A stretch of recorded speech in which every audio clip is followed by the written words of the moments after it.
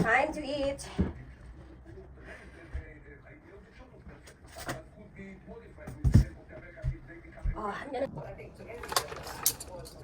Hello guys, kain po tayo. Meron po tayo dito ano, tika muna.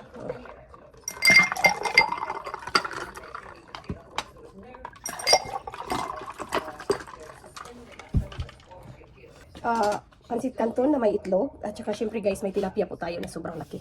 Dalawa. Binibake ko po siya. So you have given us to eat and give us opportunity, time, and blessing.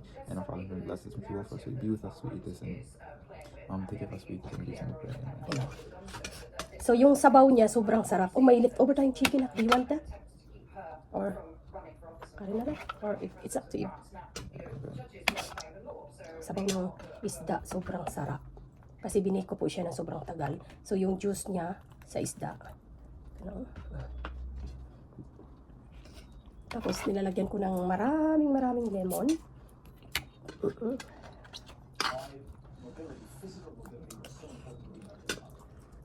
Tapos bakog. How was it? Good. Ang sabaw mo lamig. Yeah.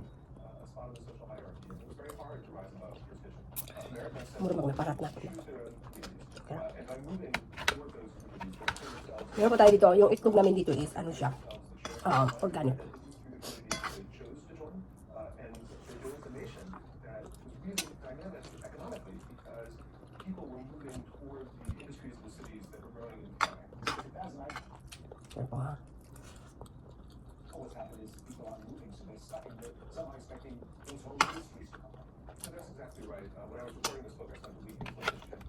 In 1920, if you moved there, that was one of the best places in America you possibly could live. It was a really thriving industrial town. And people flooded in from all over the country, particularly from the south, in order to build better lives for themselves and for their families.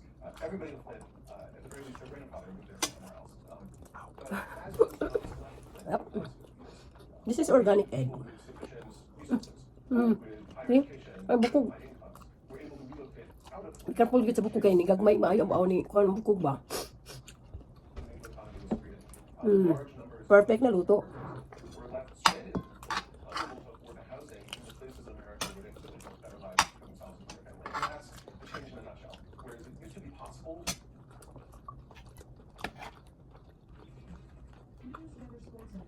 Masarap pala ang bake na ano. Hinain ako na. Sabaw.